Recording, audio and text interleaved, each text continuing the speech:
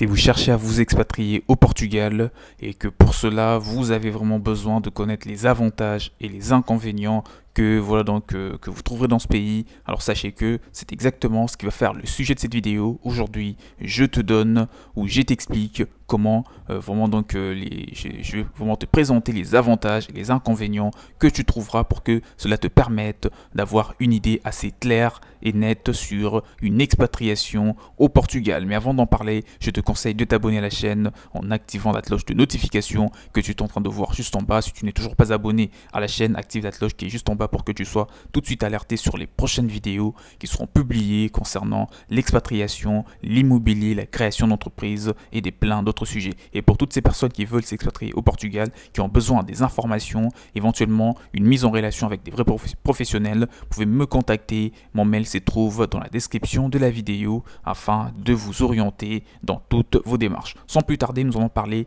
des avantages de s'expatrier au Portugal. Le premier avantage, c'est le coût de la vie. Au Portugal, les produits des consommations de la vie courante ont des coûts moins élevés que dans certains pays comme la France. Aller au restaurant ou pratiquer des loisirs est accessible à moindre coût que dans d'autres pays européens. Les retraités français, par exemple, bénéficient d'un pouvoir d'achat beaucoup plus confortable que dans leur propre pays. Leur niveau de vie est meilleur et permet de profiter du bien-être. Du côté de l'immobilier, puisque sur cette chaîne on parle habituellement de l'immobilier, donc c'est une information qui va sûrement vous être très utile. Donc le Portugal, j'ai tourné une vidéo sur comment investir dans l'immobilier au Portugal que vous pouvez consulter sur la chaîne, qui vous explique en détail comment acheter un bien immobilier dans ce pays. Et bien sûr, pour un investissement ou pour passer ses journées de retraite, dans tous les deux cas de figure, ça s'avère très intéressant, très accessible comme prix. Donc du côté de l'immobilier, les biens sont très attractifs puisque les tarifs sont inférieurs à ceux d'autres pays européens. L'accession à la propriété est possible pour les étrangers puisque les Portugais n'appliquent aucune restriction concernant l'acquisition immobilière par les étrangers. Sur les marchés, bien sûr, il existe une offre importante et des bonnes affaires immobilières. D'ailleurs, les expatriés français en savent quelque chose puisqu'ils sont les premiers acheteurs des biens immobiliers au Portugal. Il faut tout de même rester prudent face à ce marché et se méfier des offres trop alléchantes qui peuvent être des véritables pièges. Le deuxième avantage des expatriés au Portugal, c'est du point de vue climatique, c'est l'avantage climatique.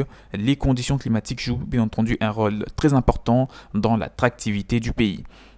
Au Portugal, la météo est clémente la majeure partie de l'année. C'est l'un des pays d'Europe où il fait les plus chaud en hiver avec un ensoleillement assez important. Globalement, sur tout le pays, quelle que soit la saison, il fait toujours beau et c'est un avantage qui peut intéresser la plupart des gens. Les chaleurs estivales, quant à elles, restent assez supportables. En effet, avec une large partie bien sûr du pays donnant sur l'océan Atlantique, le Portugal profite des températures moyennes assez fraîches la nuit aux alentours de 20 degrés. Un autre avantage, c'est la proximité avec la France. La proximité du Portugal avec la France séduit de nombreux Français expatriés. Pour eux, donc pour ces personnes, les coûts d'expatriation sont moins élevés vers les destinations éloignées et les risques du choc culturel est restreint. Si vous me regardez, je sais que toutes ces personnes qui veulent s'expatrier en France, toutes ces personnes qui regardent également la vidéo ne vont pas forcément me regarder, ne vont pas forcément être des Français. Donc que vous soyez africain, que vous soyez asiatique, que vous soyez américain, que vous soyez européen, mais bon, pas un ressortissant d'un pays de la France, que vous soyez belge, que vous soyez suisse, que vous soyez allemand, je ne sais quoi. Donc sachez que ces avantages vous intéressent quand même, puisque je vous ai quand même réuni les plus importants, donc hormis la proximité avec la France qui concerne particulièrement que des Français, mais le reste en tout cas vous concerne et vous pouvez en bénéficier comme atout. Donc une importante communauté française est présente dans le pays, ce qui diminue considérablement la sensation de dépaysement de certains Français. Ainsi, certains expatriés en oublient de faire connaissance avec la culture locale et les Portugais eux-mêmes. Ne passez pas à côté de la découverte de la vie traditionnelle portugaise. La culture et les activités, c'est aussi un grand avantage des s'expatrier au Portugal. pour parler de la culture et des activités. Même avec un petit budget, il est possible de prendre du bon temps au Portugal. Voyages notamment, excursions, visites, etc. Il y en a pour tout le monde. De par sa richesse culturelle, les pays ne manquent pas des lieux à visiter. Son littoral préservé et bien entendu son arrière-pays authentique offre des multiples promenades aux touristes. Les Portugal promet à ceux qui s'y rendent une évasion gustative réputée comme savoureuse. La gastronomie portugaise regorge des produits goûteux et originaux. Parmi eux, nous trouvons le célèbre pastel de nata, une sorte de flan pâtissier à la façon du pays, ou encore les fameux plats bacalhau à base de morue. Un autre avantage, c'est l'avantage fiscal. Parlons fiscalité, taxes foncières, impôts sur le revenu et impôts sur la fortune faible, absence de droit de succession, etc. Au Portugal, le climat fiscal est particulièrement avantageux. Pour les expatriés retraités, les gouvernements portugais proposent une exonération totale d'impôts durant une période de 10 années à compter de la première installation, ceci avec comme condition principale de résider au moins 6 mois de l'année sur le sol portugais. Pour les expatriés qui ont bien entendu les statuts de résident non habituels, ils bénéficient dans ce cas de figure d'un faible coût d'imposition sur le revenu, un coût qui est généralement plus bas que celui qu'ils ont sur le territoire français ou même pour la plupart du temps sur leur pays d'origine. L'administration fiscale portugaise séduit un bon nombre d'expatriés. Ils apprécient grandement leur niveau statut fiscal. Attention à ne pas s'expatrier au Portugal uniquement pour les avantages que présente ce régime fiscal et d'avoir uniquement pour ambition d'être résident fiscal avec des intérêts économiques, aimer le pays d'accueil et ses habitants reste tout de même primordial auquel cas vous risquerez d'être déçu. Dans cette partie de la vidéo, j'espère que tu as pris connaissance des avantages que tu peux, donc des principaux avantages, parce qu'il y en a plusieurs, des principaux avantages auxquels tu peux vraiment t'attendre pour après une expatriation au Portugal. Les inconvénients, c'est de ça que nous allons parler dans cette partie de la vidéo.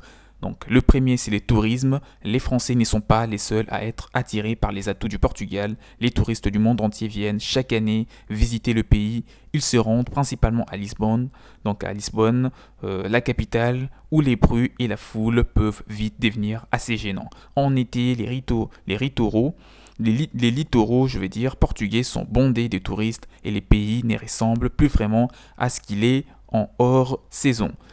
Si vous envisagez de vous expatrier au Portugal, je vous conseille moi personnellement de vous y rendre avant le départ définitif, en été au soleil, mais aussi en hiver sous la pluie, où les allures du pays sont bien entendu différentes. Vous aurez ainsi un aperçu de différentes ambiances qui feront peut-être partie de votre quotidien.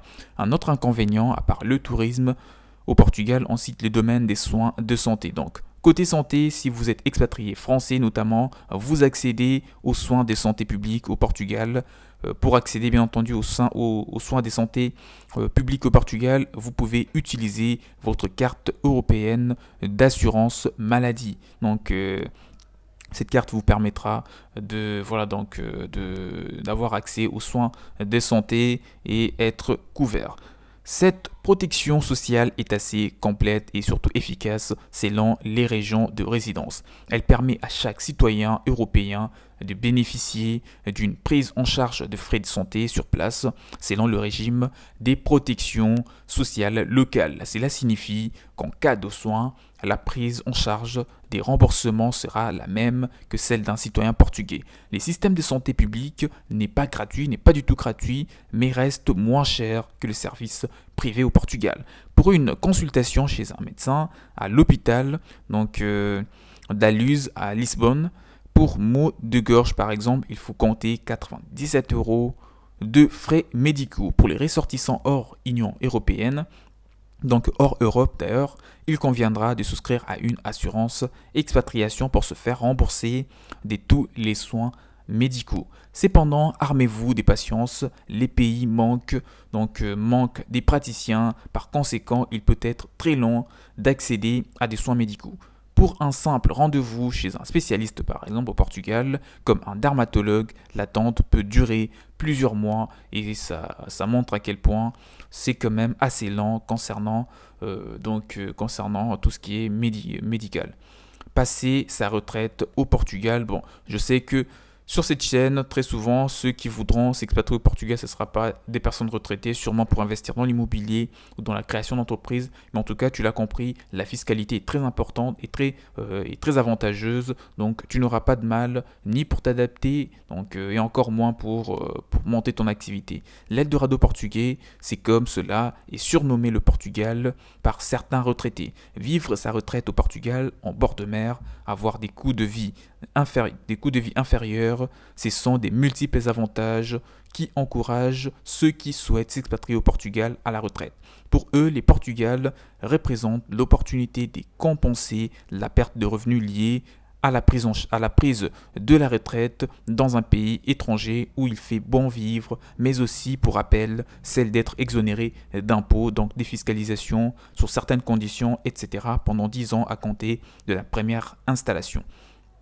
Donc je pense que nous sommes arrivés à la fin de cette vidéo et tu as suffisamment eu d'informations sur comment, sur les avantages et les inconvénients de s'expatrier au Portugal. La prochaine fois, je pense que je te ferai une vidéo sur un autre sujet similaire en tout cas, pour que tu puisses avoir davantage de la connaissance sur une expatriation réussite au Portugal. Et j'espère que tu as pris note de tous ces atouts et de toutes ces contraintes de s'expatrier au Portugal. Les avantages sont tellement intéressants que on ne sent pas trop les inconvénients, mais il est recommandé de se référer, de se tourner vers des vrais professionnels. Et justement, si tu veux te faire assister pour t'expatrier au Portugal, tu peux me contacter. Mon mail, encore une fois, est dans la description de la vidéo afin de vous aider dans les étapes nécessaires et vous fournir les informations adéquates.